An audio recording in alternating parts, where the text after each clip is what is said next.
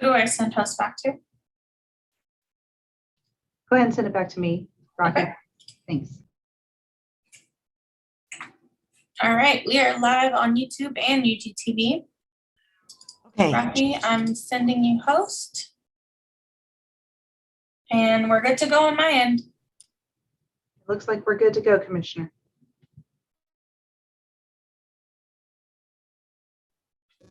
okay, let's try to get our meeting underway, and we have our trustee legal counsel available in case we need advice on what to do if this all goes away. Good evening. My name's Melissa Bynum, Commissioner at Large District 1. I chair Public Works and Safety. And I would like to welcome everyone to our May 24 Public Works and Safety Standing Committee meeting.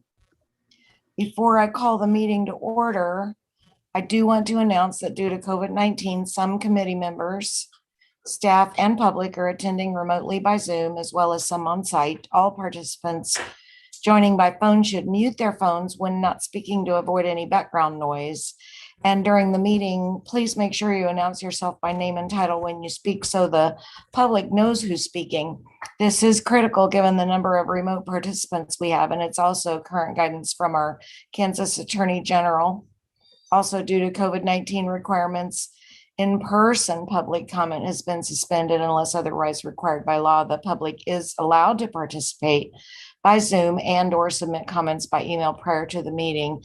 These are all included in the record of our meeting. And I will now call our meeting to order. Would the clerk please call the roll? Roll call, Groneman, Present. Delbruck, Present. Kane. Commissioner Kane, I believe Johnson is replacing Kane tonight, correct? Yes. okay. Ramirez, Here. Markley. Here. Bynum. Here. And Johnson.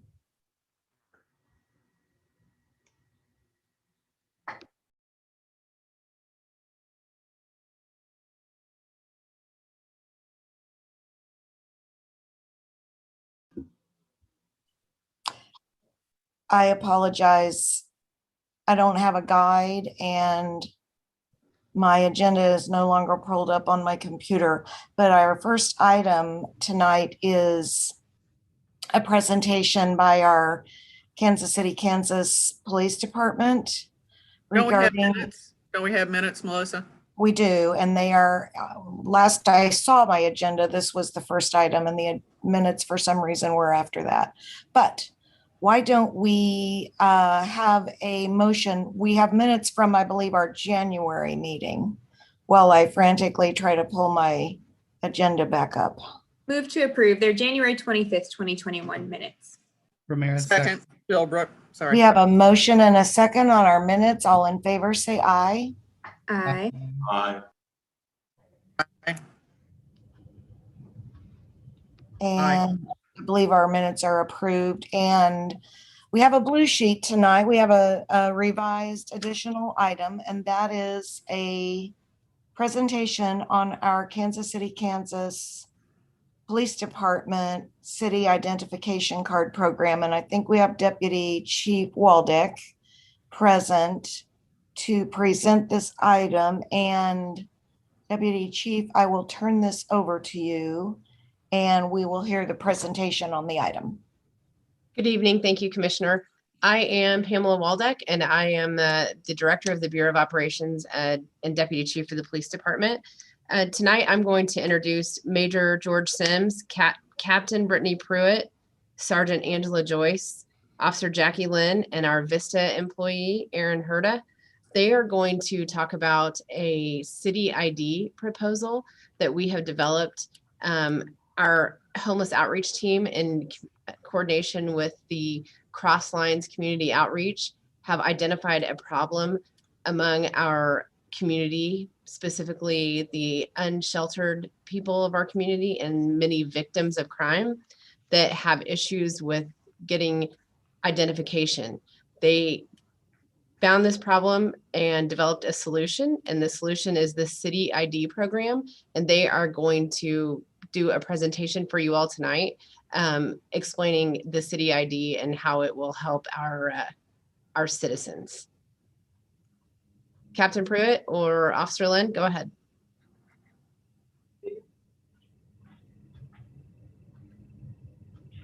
Hi, I'm Officer Jackie Lynn of the Kansas Community Policing Unit, Erin.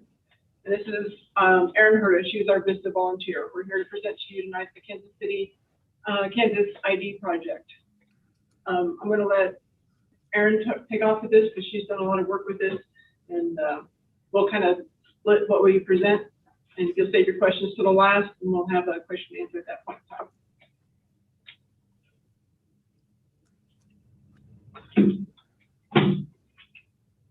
All right, so I'm just going to give you guys an overview. We're going to go over what the Kckic ID is, the purpose of the project, why we need it, the current process to obtain a state ID in Kansas and the issues that come with that, how the project will work, the benefits, the cost, and how it's different from other proposed municipal ID programs. So what is the Kckic ID? It is a free municipal ID card issued by the police department, and it will be valid for 1 year. It will aid individuals in obtaining their Kansas ID, and that will increase community resources and public benefits available to them. The Kckic ID project is modeled after the city of Topeka ID. The purpose of the project, the primary purpose is to streamline the normally difficult process of obtaining a state ID. It will also increase access to vital resources, medical services, mental health services, create a sense of community and belonging, and increase trust between law enforcement officers and the community. So now I'd like everybody in this meeting to take a minute and imagine that you don't have your state ID, your birth certificate, your social security card. How would that impact your life? What would you do? The steps, there's a lot of them, and it's confusing and difficult when you don't have any of that documentation. You might not be able to access your bank account. If you don't have a job at the time, you won't be able to get one. You might have difficulty finding a place to live, or maybe accessing your prescription. And now Officer Lynn will talk about the deed. Why do we need the Kckic City ID program? Has Deputy Chief Waldeck spoke earlier. I'm part of the Kansas City, Kansas Community Policing Outreach Program, and for about 1.5 years now, we've been doing weekly outreaches, and this is the beginning of how this all came about. So life without access to an ID is a reality for so many of the people in our community, especially those that we interact with weekly. Many people in Kansas City, Kansas do not have a state ID, do not have access to documents, and those vulnerable populations, essential documents are often missing or stolen, more often stolen by other people. Victims of crimes or people experiencing homelessness or those affected by life-altering events may no longer have access to their ID or essential documentation. You're living in a dangerous situation, your house burned down, you don't think about grabbing your birth certificate and social security card. And once you've lost your ID and your birth certificate and your social security card, it's extremely challenging to reobtain that information. The ID will help our organizations that we partner with on a daily basis. Crossline Security on the Boulevard, Veronica's Voice, Frank Williams, and Wind Up Mental Health have all expressed to us their need for their clientele, which is often municipal clientele that we have, and a need for this type of situation. It's time consuming and nearly impossible to achieve your ID without this documentation. We keep track of the unhoused individuals Kckic we've had contact with. As to date, there are over 350 people experiencing homelessness that we are aware of. There's many more, I'm sure, that we're unsure of at this point in time, and this is a time-consuming process to make identification of these. When possible, officers asked the individuals when we make contact with them if they have an ID, and oftentimes they don't. This kind of is a graphic that we put together of the gender of the homeless people that we have made contact with. In the middle is the age breakdown. The 30s is 29.7, and people in their 50s is 26.5%, our highest age in population. And then the demographic breakdown on the other side of the screen. As I started to lead to earlier, one of our questions that we ask them is do they have a state ID? Most of them have had a state ID at one point or other, and as I mentioned earlier, it's been lost or stolen. There are 41% who say they have, but over 58% don't have an ID. An ID is necessary for many vital community resources: renting a home, attaining employment, exercising the right to vote. Renting a hotel or motel room is a simple thing as that. Accessing public benefits through whatever resources that they can try to make contact with. And from here, I'll let Erin's going to explain the process. Okay, so I'll go over the current process to obtain an ID in Kansas. If it's your first time, you'll need a document from List A. For most people, that's going to be your birth certificate. And then you'll also need a document from List D, which is most commonly going to be your Social Security card. And you'll need to be able to prove your Kansas residency using 2 items from List B. So that could be a W-2, a financial statement, voter registration card, etc. And if you're replacing a lost ID, you'll still need to have 2 forms of identification and 1 form of proof of your Kansas residency. So why is this a problem, and how does this process right now prevent people from obtaining their ID? So there's lots of barriers that come with getting a state ID. Cost is one of them. A Kansas ID can cost anywhere from $10 to $24, and I'm sure most people in this meeting, that seems like a very low number, but that's not the case for everybody, especially if you can't access your funds because you don't have your state ID. So all you might have is the cash on you, and that $10 to $24 might, you have other priorities. So that is definitely a barrier for a lot of people. The ability to travel to the DMV, that means you have to have transportation of some sort, and there's only 1 location in Wyandotte County. And then you have to prove your residency, which is pretty much impossible for people experiencing homelessness in our community. It requires documents that you may not have, or you no longer have access to. And you'll also need to have possession of your essential documents, like your Social Security card, birth certificate, and those are often lost for housing insecure people. And then Officer Lynn is going to talk about how the Kckic will work. So the Kckic ID will be available to Kansas City, Kansas residents who otherwise would not be able to afford to obtain ID, including people experiencing homelessness and victims of crime. This project focuses to help bridge a gap for individuals who can't obtain essential documentation. Primarily at this point in time, the steps are to obtain an ID would be an individual coming to community policing office, fill out an application, and have their photo taken.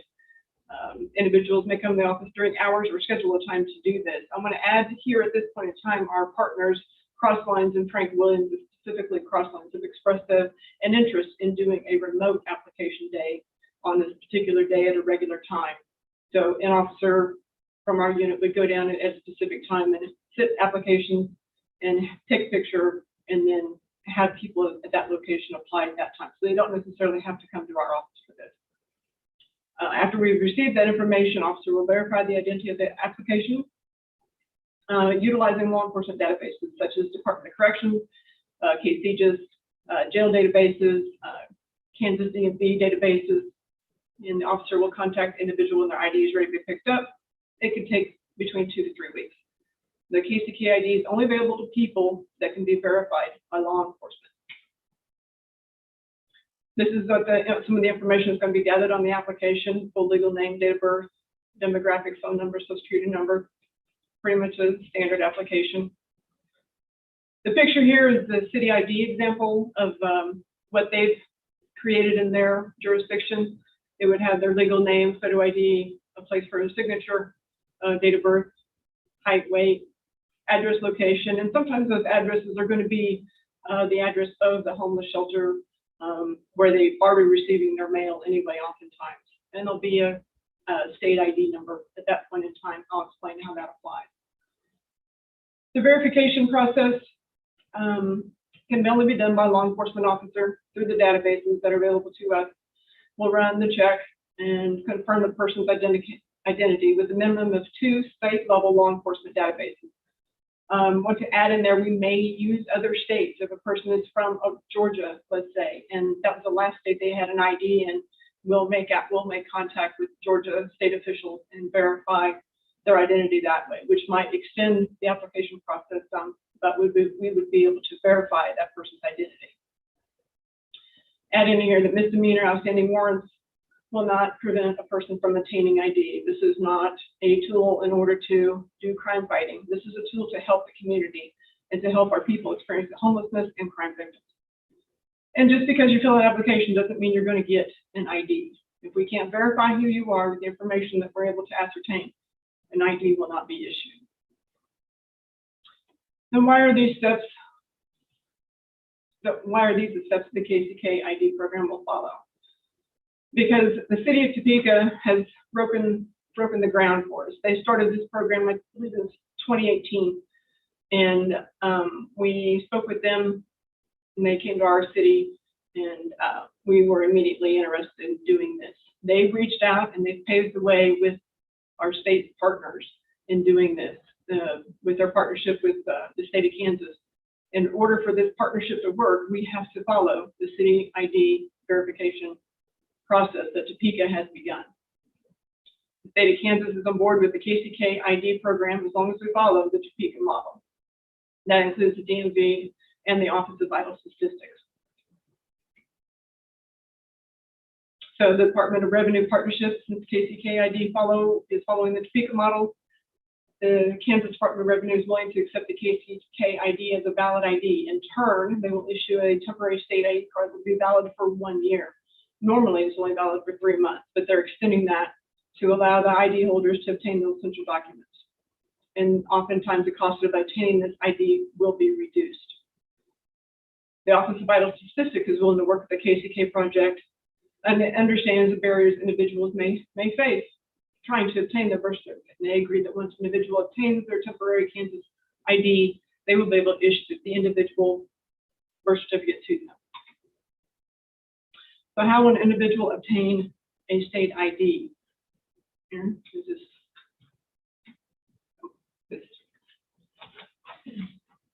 Okay, so the steps to obtain a state of Kansas ID once an individual has their Kckic ID. The first thing is they'll need to schedule an appointment with an officer to go to the DMV, and they can do that when they pick up their Kckic ID. During that time, they'll bring their ID, and if they have any documentation, they should bring that as well.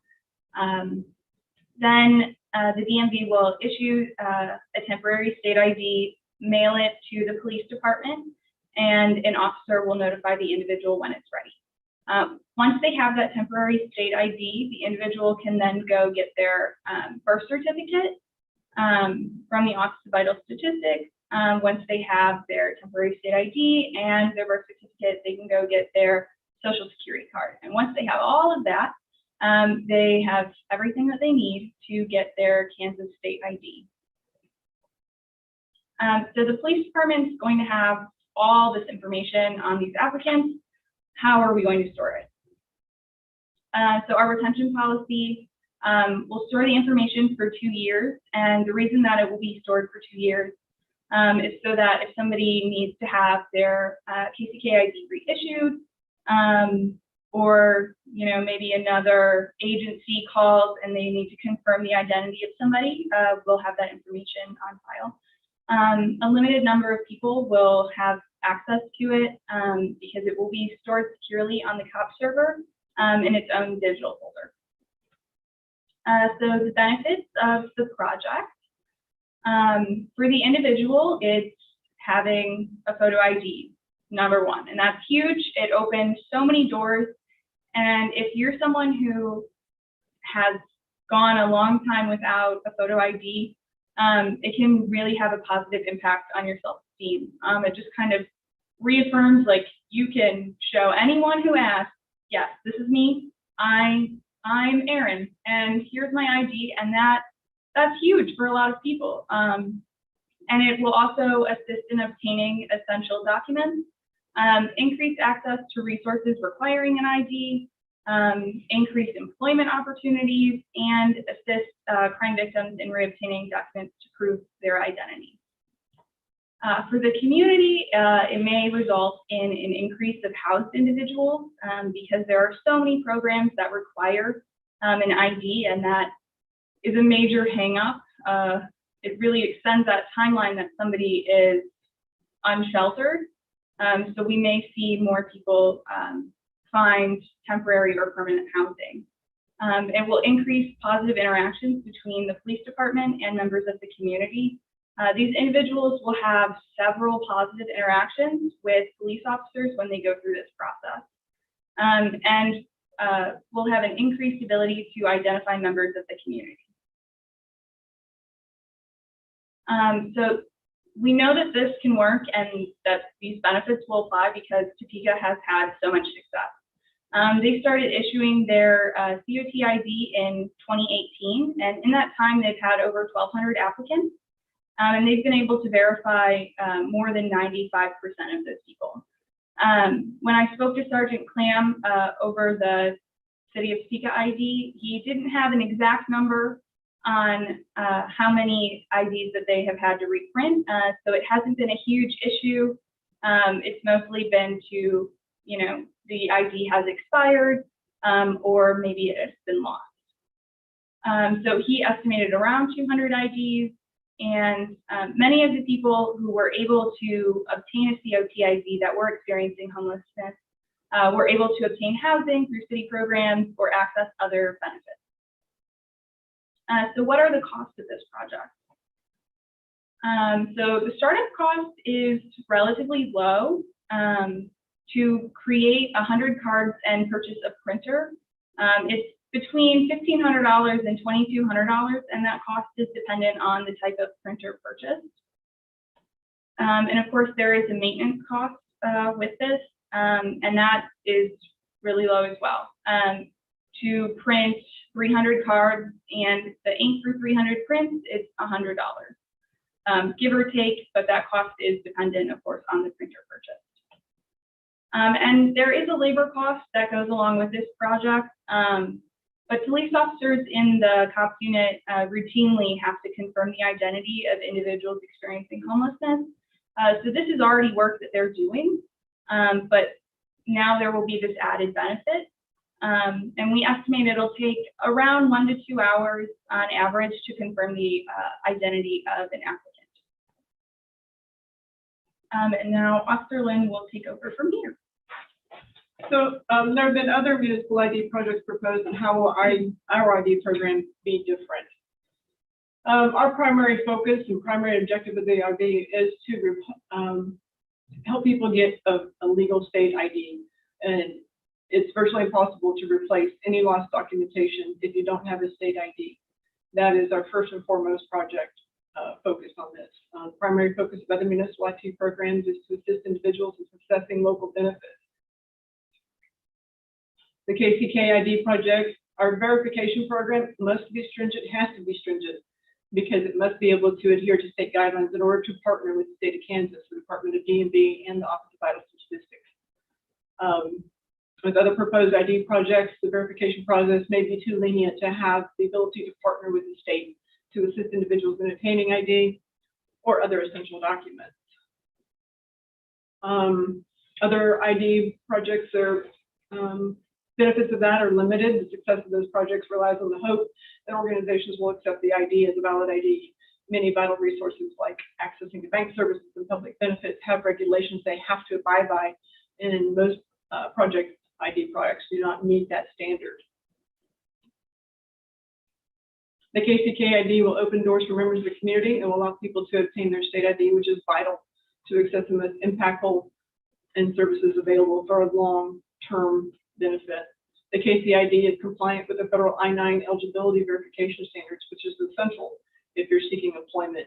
I spoke to a few temporary employment agencies in our area, and they've acknowledged that if we had a city ID program, a valid ID person to come in with that, they would recognize that as an ID, so it would help people get jobs.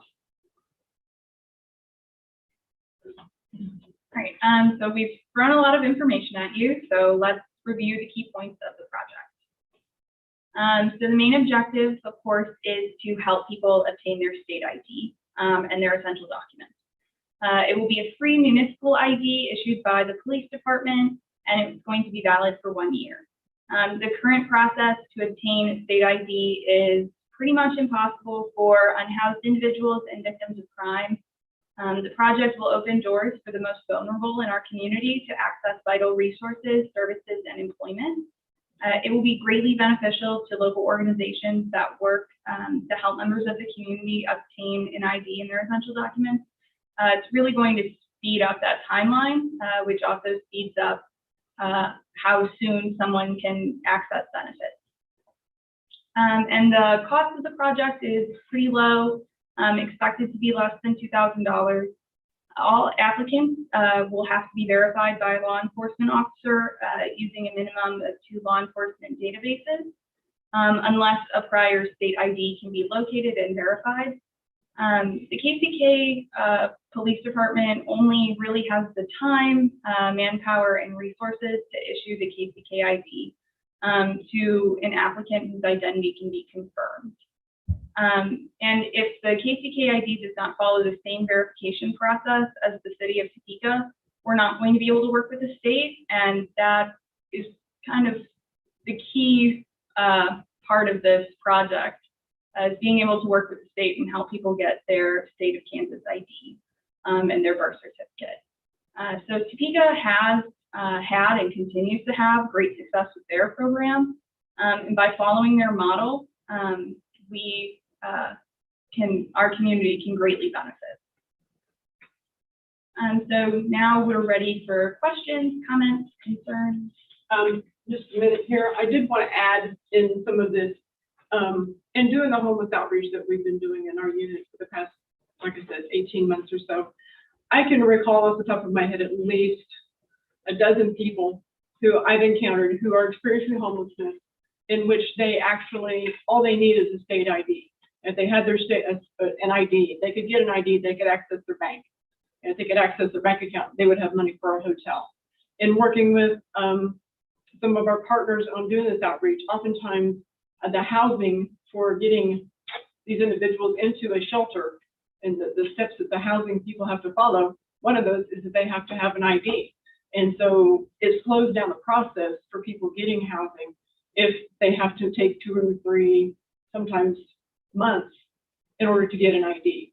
With our city ID program, some of those individuals who are waiting for housing because they don't have an ID, we could facilitate that and speed that process up by getting their city ID, of which our community partners through Crossline, Kens Wilson, Carabel Boulevard, and several others have acknowledged that they would accept that as a form of ID, which would facilitate them getting housed that much quicker.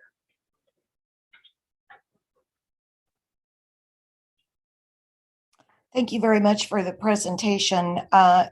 We'll take questions and comments from our committee members, and I see Commissioner Ramirez, please. Thank you, Commissioner Bynum. Thank you, Deputy Waldeck, and everyone at the PD for bringing this forward. All of us except Commissioner Philbrook, we were all on the same 3 on 3s. I was with Commissioner Bynum, Markley, and Johnson, and so I'm not going to repeat everything that I said, but I do want to say I did speak to Rob Santel with Crosslines and some of the Crossline staff, and we had a conversation about this on top of other many things. But one of the things we did speak about was this ID program. And I do want to apologize for my initial apprehension to the program. we had the conversation and he helped me realize, this KCKID is different than what Commissioners Bynum and Johnson and I are working with task force members pertaining to a municipal ID. These are totally two different programs, initiatives, and projects that I do strongly believe that will benefit the community as a whole with both projects. But I do support this ID program. It is a very targeted group that this program helps, and it's a group that needs the help, because I know during the pandemic I had some from calls from constituents who had some issues with some of our residents who are homeless, and they may or may not have been causing issues. But I tried to reassure them and tell them, that yes, they may not have a home, they may be having issues, but they're still residents, they're still Wyandotte Countyans, and we need to help them with anything and everything that we can. And I think this ID program will help with that. So again, I just want to say I apologize for my initial apprehension. I needed the time to not decompress, but take in all of the information and then have that conversation with Rob Santel to help me fully understand the program as a whole. But I completely agree with it, and I think it's an amazing program. The other question, and I believe it was mentioned when I was speaking to Rob Santel, he asked me to ask if the PD would have an opportunity to meet the homeless residents where they are pertaining to obtaining an ID. And I think that was mentioned about a remote application process. I think that's a great idea. Because not all of our homeless residents may be able to have the opportunity to get to a police station or the cops police office to get an ID. So I think once in a while, if we are able to provide that remote process in some way, I think that is a great idea as well. So thank you for the presentation, and thank you for all that you do for our community. Thank you, Commissioner. I see Commissioner Philbrook. Yes, but I see Pamela Waldeck was about ready to say something, so please talk to us in answer to him. Thank you, Commissioner. I was just going to thank Commissioner Ramirez for having an open mind and hearing us out. We really do appreciate that. Thank you very much. So this is Commissioner Philbrook, and I too do really appreciate our police department taking this on, because as they well know, they get to deal with homeless and a lot of folks that really do need some help. And so having an ID is a big thing. I think it's an excellent, great start. I really applaud our community's step forward. And you're right, Commissioner. I have not been on the committee with you guys, but I am on a lot of homeless committee projects and in the middle of it. And so I understand what's happening and some of the very difficult things that people are having to go through. And I don't even want to imagine what that's like. That's one of my biggest fears, is having to be homeless, and that's not a place I want to go. So I'll be moving in with one of you instead of being homeless, just to let you know, warn you ahead of time. Thanks so much for all your work. And Christian and Commissioner Bynum, thank you for that work, and everybody else that's been on the other committee. And every once in a while, somebody tells me what's going on, and I appreciate that too. So thank you so much. Thank you, Commissioner. Commissioner Johnson. You are muted, Commissioner. I wanted to see if you could read lips. We thank you, Commissioner Bynum, and to all of our presenters from the police department. Most sadly, have a comment. I obviously think that this is something that is desperately needed. Persons that are returning citizens from being incarcerated are persons that are homeless. I think you all call them what did we call them? Unsheltered. Unhoused, yes. Unhoused. Okay. And so I'm learning the new politically correct designations. Having said that, as you all know, we've been working diligently for quite some time, for years, in fact, with our undocumented populations. And I think you all made it clear, but I want to just, for the record, to be able to confirm that this is not something that is available for our undocumented populations. Is that correct? Yes, that is correct, Commissioner. This has to be due to the verification process that has to be done for people who are citizens of our community. Okay. Well, and again, I do support any means of identifying oneself as a means of inclusion in our great community here in Wyandotte County. I do think that we should keep in mind our undocumented populations, and maybe this is not the solution for that, but it could serve as a precursor or a means by which we can create a document or a means of identification for that very vulnerable population that is here, that has been here, and that will continue to be here in Wyandotte County. And so I just want to make that comment in the interest of inclusions of all Wyandotte Countyans, that we keep these things in mind as well. Thank you. Thank you, Commissioner. Are there other comments or questions from our committee members? If not, I know there are some attendees on the call tonight. If any of our attendees would like to speak, you would be given 3 minutes to state your comments. We would ask your name and city of residence, and we would also ask that you tell us your questions so that we can try to capture them and answer them. So any attendees on the call want to speak, raise your hand. I'm trying to monitor. Chair, I'm not seeing any hands risen at this time. Thank you. I don't see any either. I will say that, to echo Commissioner Johnson, we've been working pretty diligently with a coalition of community partners to bring forward something that could be similar to this, but for a broader target population. And I'm not against the Kckic Police Department ID program, but my concern is confusion for when we do get a broader municipal ID program that benefits more members of our county.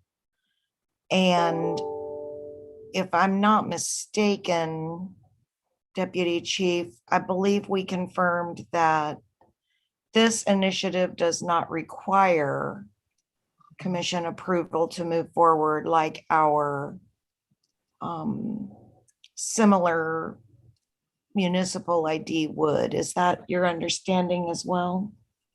That is my understanding regarding this city ID. Just one more question. I understand it's urgent and that your community officers who are working homeless outreach are looking for solutions to help our several target populations that are involved with this.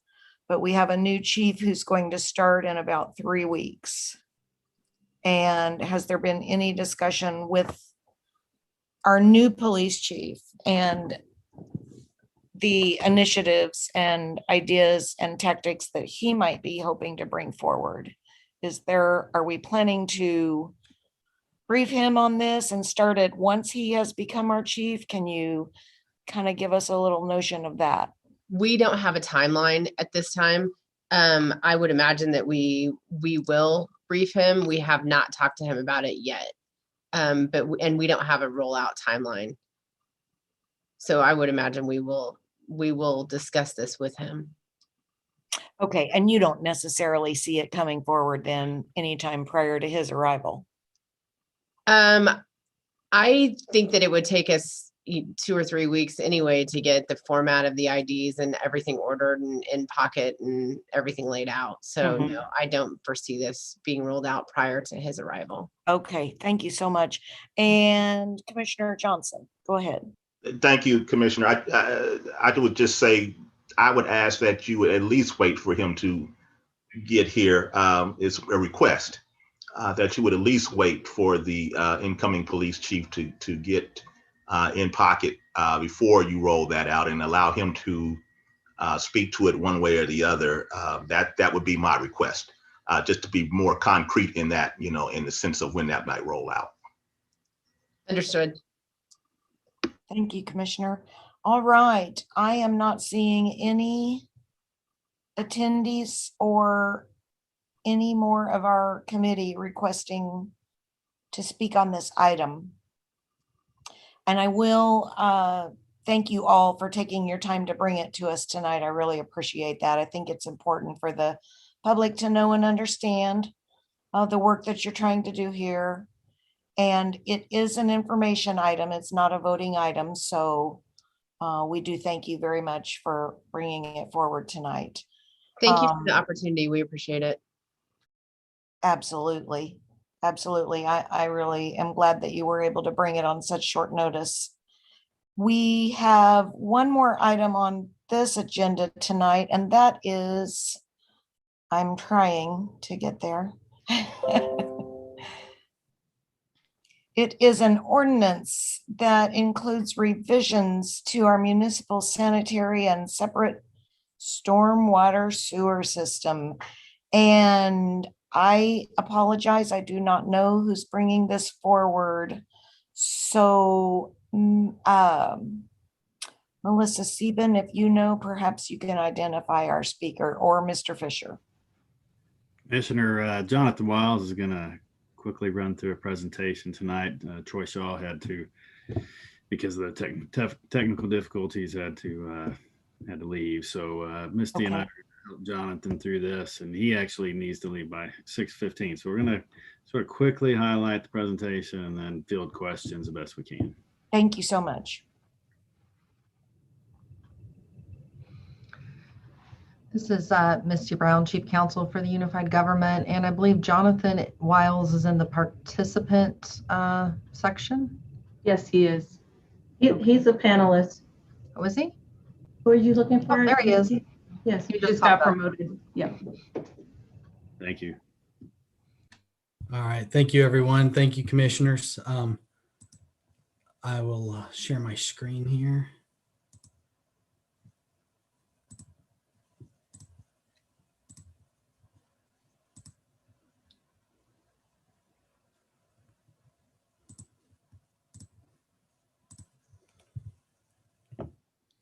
Right.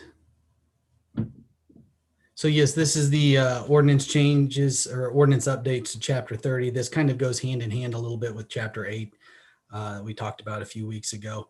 This is related to the illicit discharge detection and elimination and some of the items that go along with that. This once again just provides clarity from the previous ordinances. Let me see, and just to make sure which screen I'm sharing. Am I sharing the proper screen?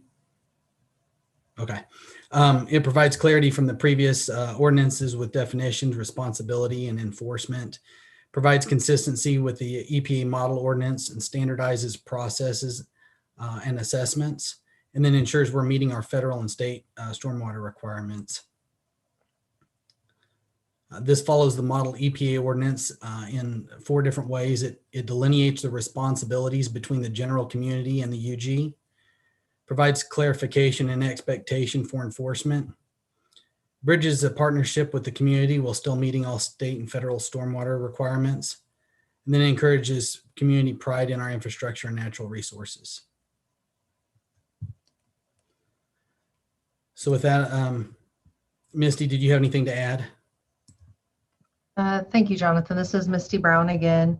And I will say Jonathan has touched on the highlights of the ordinance. I know this was a robust ordinance change and quite lengthy. I mean, when you're looking at it, you'll see the first 16 pages of it deals with definition and abbreviation changes.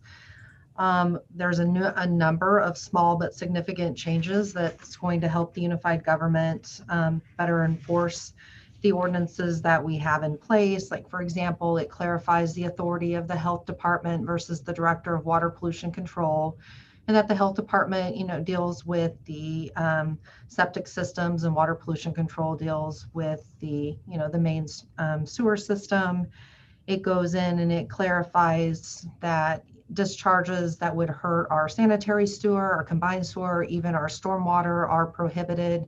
It lists out a variety of things in there that cannot be, put in the storm sewer, from leaves to mud. I think we saw that in one of the photos that Jonathan sent. It seems innocent, but it can wreak a lot of havoc on our system. It tailors our fat, oil, and grease program to be more specific and ensure that if folks are having a food service establishment and they're clogging up the lines with grease, it used to be every 12 months we could come back and issue a violation and some sort of fine on it, but now we're going back 24 months because frankly, cleaning the lines every 12 months can be a burden on the utility. And at the same time, it does kind of scope it back out to say facilities that are doing only prepackaged food or just doing drinks, kind of like Starbucks, wouldn't necessarily need to have a grease trap, though they might meet the definition in the ordinance. So that's a bit more friendly for the businesses in our community. And then it does insert 6 new sections in there. They talk about a duty to protect our water courses. I think you've all gotten complaints over time of someone who might have a natural stream in their backyard and trash building up into it that can cause flooding. So it clarifies that anyone that has this water course on their property, they need to keep it free from rubbish and keep it from becoming a hazard. It talks about the duties to do record keeping and share those records with the unified government if it becomes an issue and we ask. And then it includes 3 new sections that the EPA specifically requested dealing with industrial users for pre-treatment standards and reporting requirements and compliance schedules. So again, I know it was a big ordinance, but it's necessary and I think is going to help the utility overall. Misty, thank you very much. And it looks like we have Commissioner Philbrook. Yes, this is Commissioner Philbrook, and thank you for going through and redoing that yeoman's job, because I know that there was a lot of stuff that needed to be updated to come in line with the state regulations.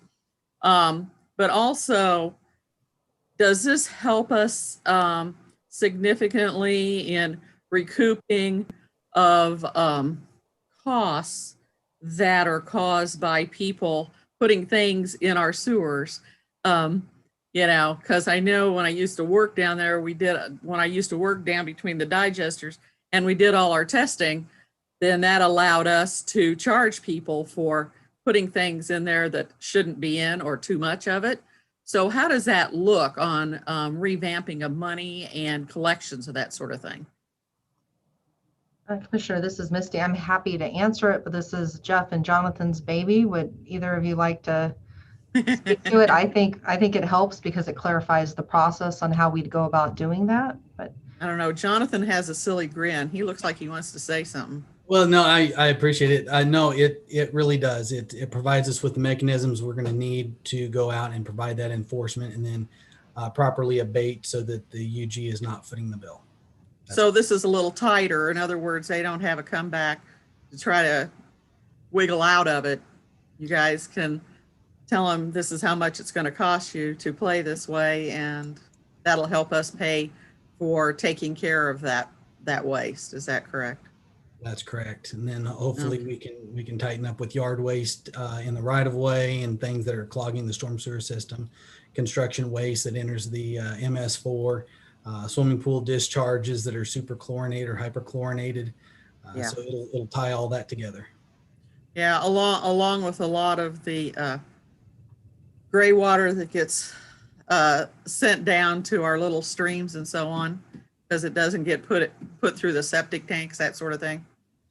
Yes, that was a little bit, that was a cooperation between our division and the Water Pollution Controls Lab division. Scott Craig and I had some collaboration on that. And so I think that was one of the things that he worked with. Okay. Thank you for answering that long-winded question. I appreciate it. Our pleasure. Are there other comments or questions from our committee members? And is there anyone in attendance that would like to speak to this item? I see There are no no hands hands. raised. Thank you. And clerk, did we receive any comments from the public? No comments were received. Thank you very much. This is a voting item to make the revisions to this ordinance. If there's nothing further. Markley, move to approve. Thank you. Ramirez, second. Thank you. We have a motion and a second. Roll call, please. Roll call, Groneman.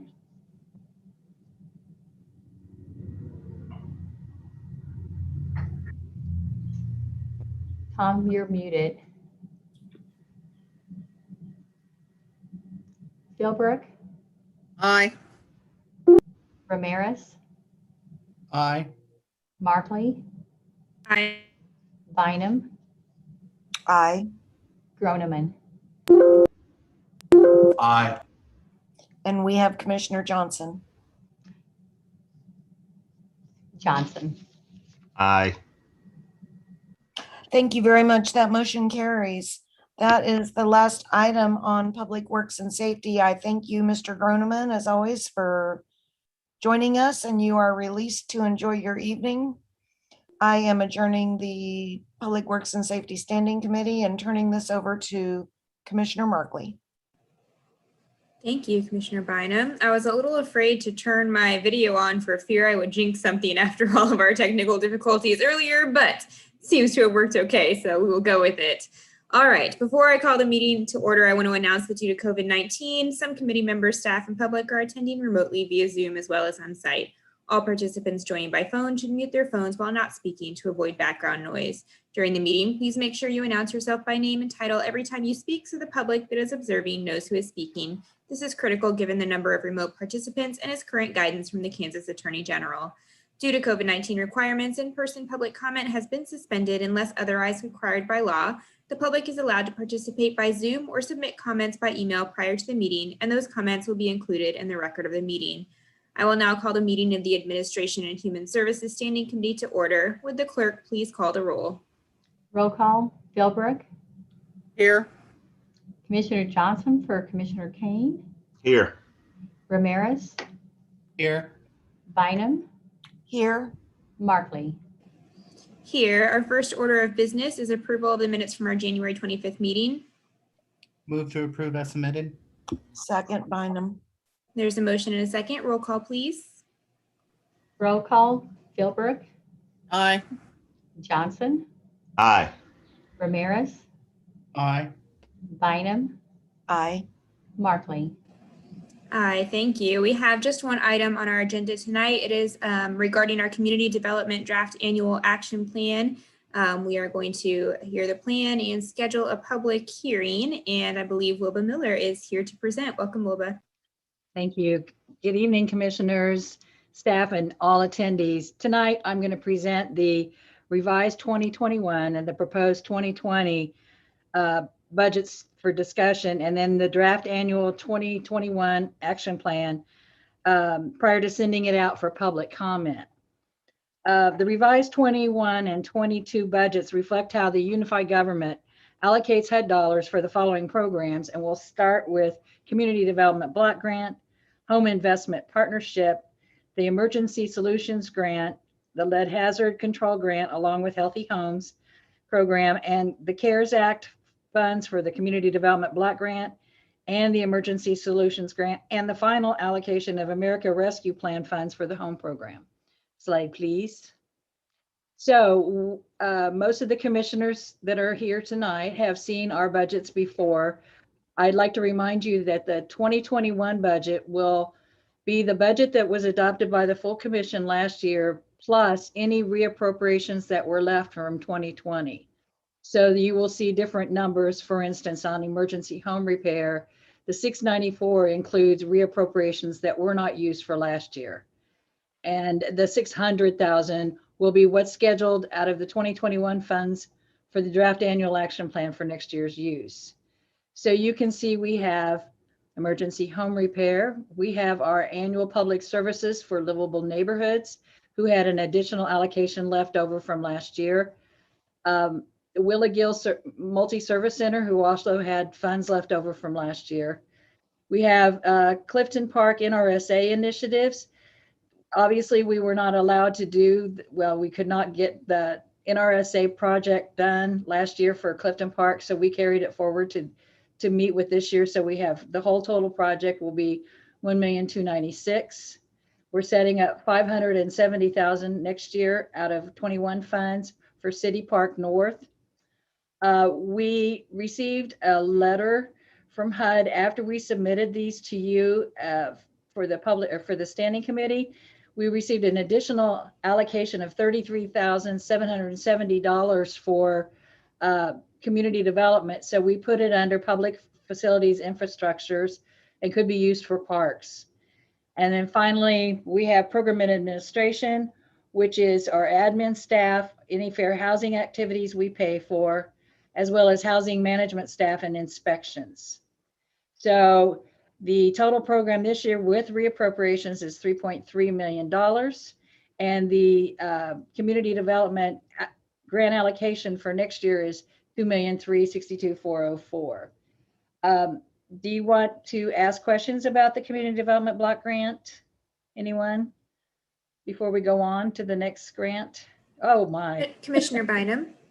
Oh, look, they all went up. Bynum was first. Thank you very much. Wilba, yes. If you could back up just a little bit, stay on the screen. Okay. But give us a little bit more information. So for example, the community development block grant year. Okay. Does it not run concurrent with our regular calendar year, budget year? That's question one. Okay. Question two, obviously I'm seeing a difference of about $94,000 in emergency home repair funds between 21 and 22. Okay. And you may not know this tonight, but I would ask that when we do hold our public hearing, that we know how many repairs. I guess I'll ask also, in 2020 with COVID, right, we probably were lower on repairs we were able to do. Just talk us through that a little bit. Okay. I think that's it for me for now. Okay. Well, first of all, the funds that we had left over from last year, and COVID did make a major impact on this one. We received 57 requests for assistance last year.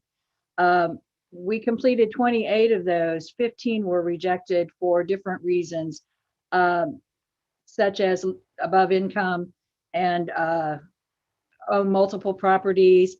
We did 11 roofs, 5 plumbings, 4 barrier removals, 6 furnaces, and 2 electrical.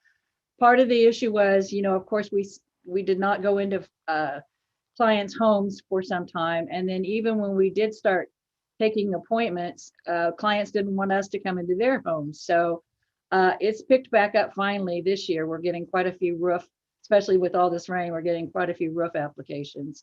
So that's why we carried over that $94,000. The fiscal year for HUD funds is like the year that we've got right now for 2021, we received this $2.362404 million. By the time we submit to HUD, and we have to submit before August 15th, they go through their approval process and we go through our environmental review processes. It's almost the end of the year. So 2021 funds will really not be spent until 2022. It was the easiest way we have found to budget these funds. Trying to squeeze it in at the end of the year just did not work out well for us. So that's annually, that's what we do. So these two, 2021 is this calendar year that we're spending right now, and it's really 2020 funds. And next year in 2022, we'll really be spending 2021. And I believe if you look at the rest of the budget in 2021, every place that had additional funds brought over from the previous year were because of COVID issues. You know, we weren't really allowed to get out and about. A lot of I know the Willigill had grab and go lunches instead of allowing clients to come in. Construction people weren't really working on the parks. You know, we had some work done at City Park, but it was a tough year last year for us.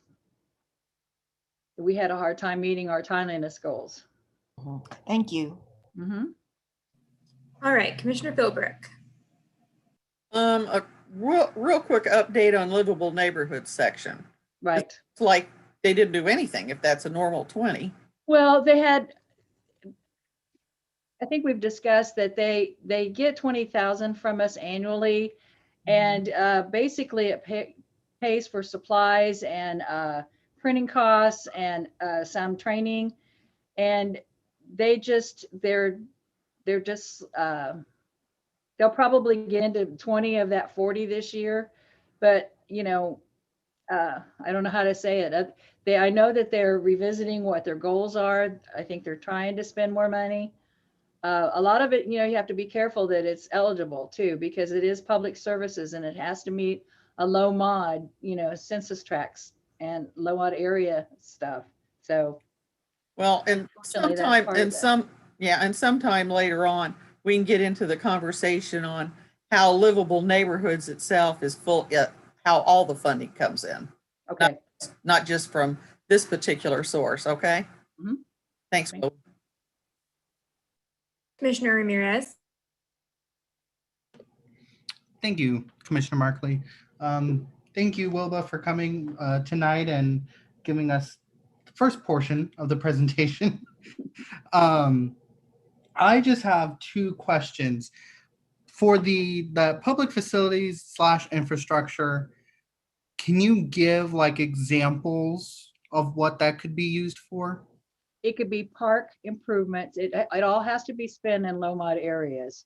It could be park improvements. It could be curbs and sidewalks. It could be rec center improvements, not maintenance, but improvements.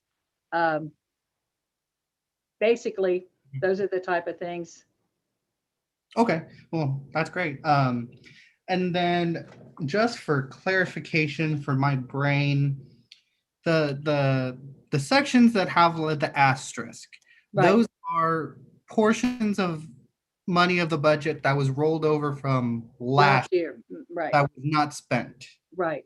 Those Okay. grant funds do not go away. You know, in a lot of funds, if you don't spend it, you lose it. But in this case, our funds keep going until we spend them and, you know, and meet our deadlines. So we carry it over into the next budget every year. Okay, I did not know that. That's very interesting. Those were all the questions I had at the moment for the CDBG. So Okay. thank you. And last but not least, Commissioner Johnson, you are up. Thank you, Commissioner Markley. And hello, Wilba. My comments are with regards to Willigill, of course. I just wanted to make sure that you received correspondence from them, from the Mount Carmel Redevelopment Corporation dated May the 14th, and that we are sure to have some conversations about their recommendations to us with regard to CDBG allocations. Yes, I did receive that correspondence from them and have shared it with the administrator's office. Okay, great. Well, let's plan on getting together pretty soon here before we go to public hearing to make sure we're all on the same page on that. Yes, sir. Thank you. Okay, so if we want to go on next to the next page, we have our home investment partnership programs. As you all know, we have a CHIP down payment assistance program. And it's not been a very successful at all. We had to redo the underwriting to meet some new HUD requirements, and we're not getting very successful applications in. Part of the problem is that in the past, as you know, we gave up to $14,999 to clients that needed assistance and met all their criteria. But HUD came along and said, you just can't give everybody that meets that $14,999. You need to do underwriting and only give them what they need to, get into the house. Not that the banks were kind of like taking the $14,999 off the top and then saying, this is what, what else they need from them. So right now we haven't had any, and we haven't had any since probably 2019. I may make a recommendation that we move the money to another line item. If we can't get in it, we're still getting applications in, we're still talking to people, but I did make that an issue that I brought up to the administrator's office, that it might be more successful to use it for new construction or for a rehab. The next two line items, the first one are sub-recipients, new construction or rehab. And that really means that agencies like Habitat that are not one of our, what we call CHODOs or community housing development organizations. So this 760 this year is for Habitat, 3 units. The CHODO set aside are 2 agencies that meet all of our CHODO guidelines, CHWC and Mount Carmel. There are 3 for CHWC and I believe 2 for Mount Carmel. Contracts are being signed as we speak. Everybody was and is very concerned about the price of lumber and steel and roofing, and we're going to give it a shot because we've got to spend these funds as soon as we can. And then lastly, there's program and administration. And again, the reason why this is so much is, not a lot happened last year, and whatever savings we had, we just carry everything forward. And as you can see, next year, our allocation is only $882,000, which means 1 unit for the subrecipients and only 2 for the CHODOs. We have to give 15% of our allocation to the CHODOs. We're required to by law, but 15% of 882,000 isn't enough money to do anything. And I know that even with 190 per unit, we're being told that it's costing them over $200,000 to build a unit these days. They've looked for houses to rehab, thinking that that would be easier, and they're really having a hard time with the market right now. So we're just trying to do our best. So if you have any questions on home. Commissioner Ramirez. Thank you. Can you explain, I believe it was the CHIP down payment assistance program, which you were Right. talking about. Can you talk about that again one more time? Sorry. Well, the CHIP program is for eligible 80% or below individuals who can get a first mortgage loan on their own. And we would give them in the past up to $14,999, and that would give them a 5-year affordability period. They had to stay in the unit for 5 years. Well, HUD came along and monitored us 2 years ago, I believe, maybe a year ago, and said, 2 years ago, you're not doing your underwriting correctly. You need to redo it. We sent staff and had training. Now that we are only giving, some people may only really need, based on their income and their debt to income ratio, may only really need $5,000. Well, our lenders are not happy about that. Our clients are not happy about that. They remember that we were used to give $14,999. And so some of them have just kind of fallen to the wayside. We're still taking applications, and people are still interested, but they're not interested if they're only going to get a smaller portion of money. So I have suggested that we move that money to another one of these line items.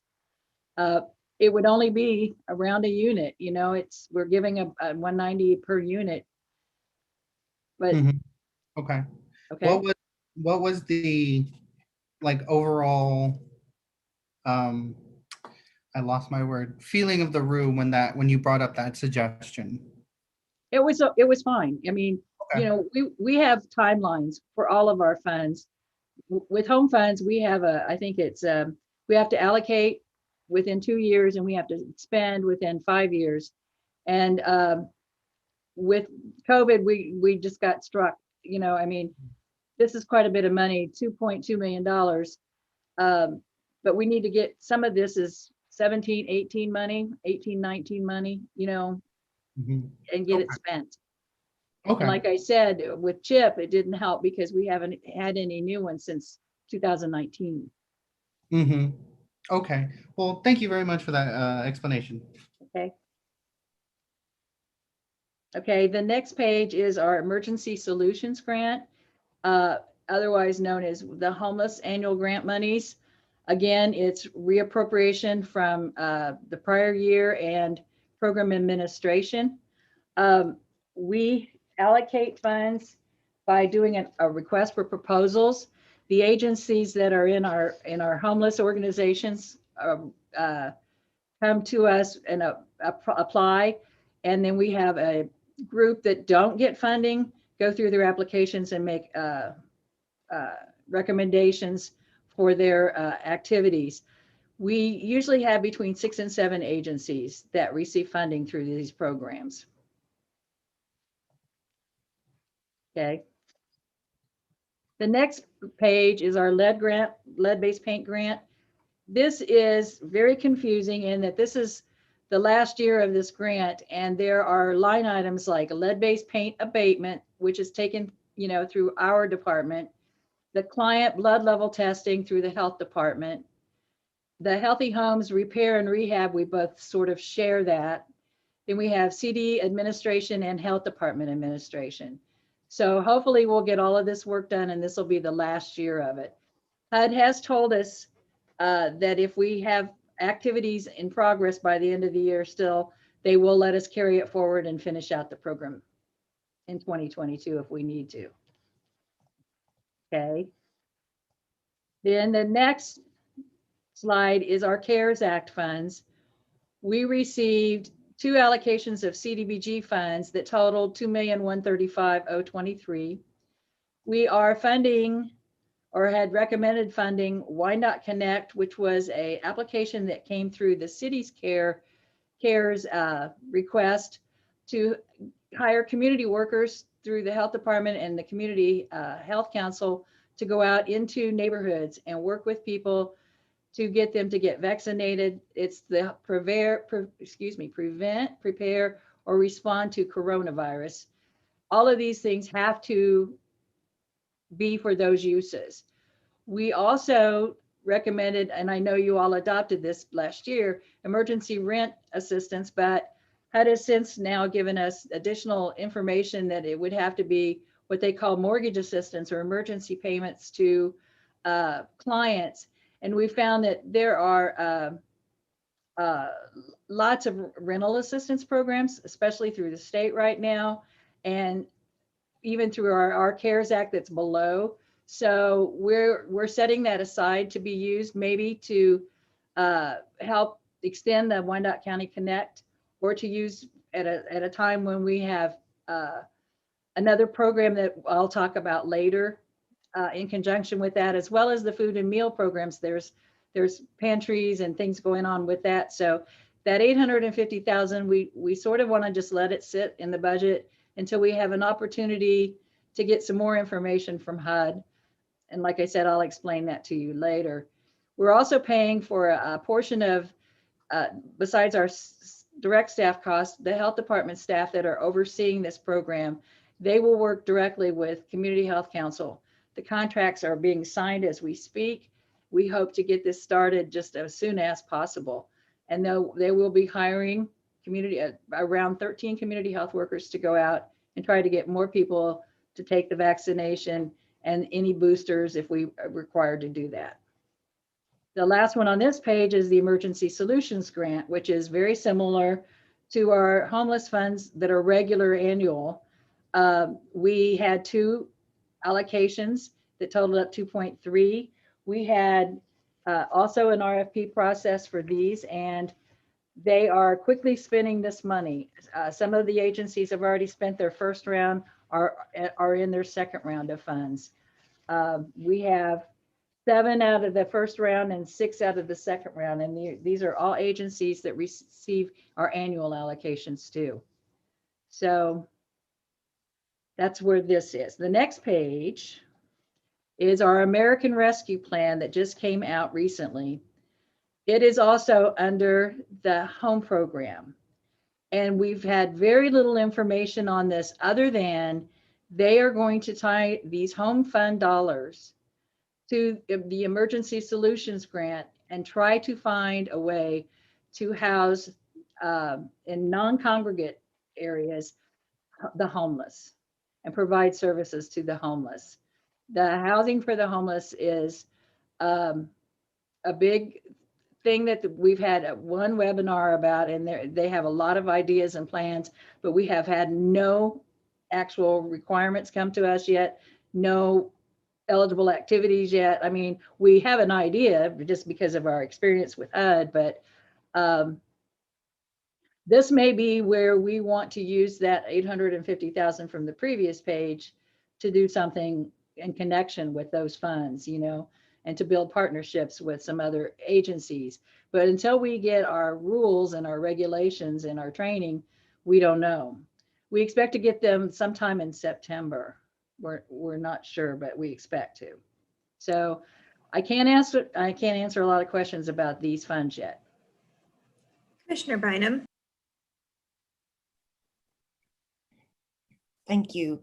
Wilba, could you go back one slide? Yes. On the emergency rent and mortgage assistance? Yes. Well, the total, the 850,000 total. The state program, KERA. Right.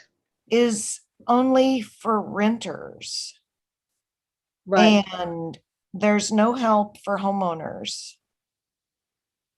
I wonder, I mean, I'm unaware of any help like that for homeowners. Sorry, my cat's unaware also.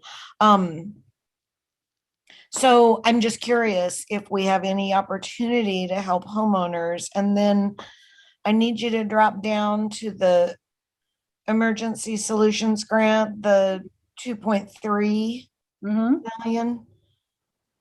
That again, you say was out for RFP, the agencies are selected, the money's being spent. Is it the same kind of assistance that was given through CARES Act funding and I mean, it is CARES Act funding, correct? Yes. I guess I So mean. it is basically rapid rehousing. Okay. Prevention, which it includes rental assistance. Okay. Again, not for homeowners. Not for homeowners, no. And I just am curious. Well, Commissioner? Yeah, I mean, I've just not understood at any point during any of this money why homeowners can't be assisted, but I'll let you speak. I had talked to, I can't think of his name, that's terrible, to the director of the United Way. I can't think of his name right now. I'm having a moment, senior moment. Todd Jordan. Excuse me? Todd Jordan. Todd Jordan. I did talk to him about mortgage assistance. The program is really, I don't know, emergency payments to the homeowners was, I'll be honest and say, I don't have a lot of information about that. I do know that Stephanie from my staff is on and she may or may not have additional information. But when we first put this out to commission last year, we actually called it emergency rental assistance. So Stephanie, do you have any additional information on mortgage assistance?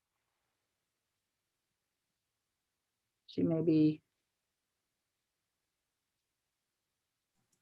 This is Sorry, Philbrook. I tried to unmute myself and instead I moved the slides around, so I apologize. Do you have any additional information on mortgage assistance under the the CARES Act? Well, I think in general, the activity of emergency payments is really tricky to do under CDBG. It actually exists in the regulation as kind of this provision that's a loophole because of a double negative. And so HUD was really kind of discouraging in having folks use this money this way. And it would have to be, we'd have to be really careful about it being an actual emergency, and there would be a lot of strings attached. So I think launching the program would be complicated. So if there are less complicated programs, it would be better for the homeowners to do that.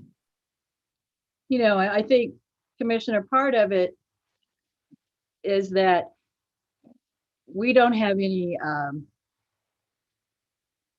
programs or experience doing this kind of thing. And when you talk about, remember that this has to all be tied into that prevent, prepare, and respond to, we would be getting applications from a lot of homeowners who are already in default before. We could not help them. We would have to absolutely find out that it was due totally to, you know, having COVID or losing their job because of COVID. It would be, like Stephanie said, very tricky. I know that other cities that had this on their original plan did change their plans because it is very complicated. I mean, we can look into it some more for you if you'd like, but You know, in your free time, Wilba, I would appreciate what you might be able to find, if, especially if you were familiar with any community that had success, okay, if they were offering help to homeowners. But Okay. thank you very much. okay. Commissioner Philbrook. I thought I understood that at one time that the homeowners were directly petitioning the state for money instead of coming through us, and that possibility is still there for the future. Stephanie, when you were reading through that stuff, did you read any of that?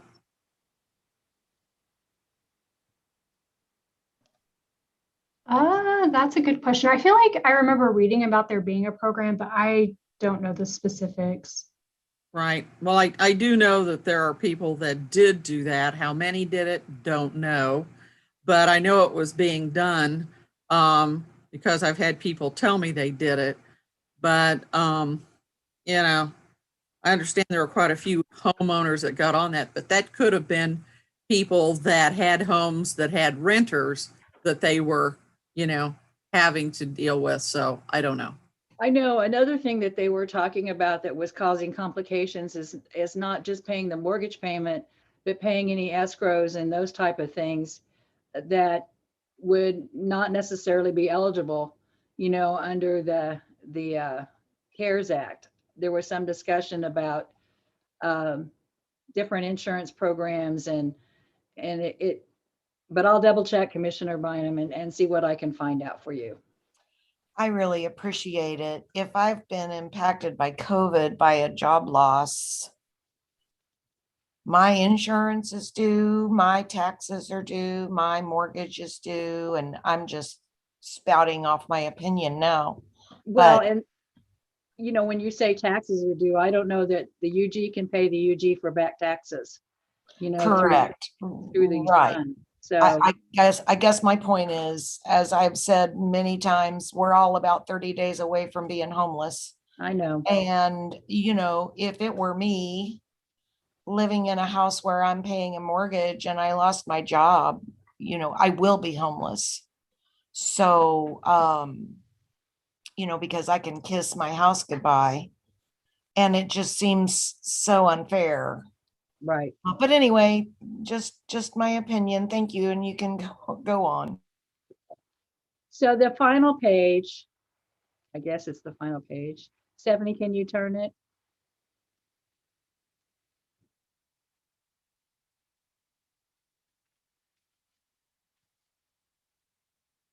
It's going to be sideways, I bet.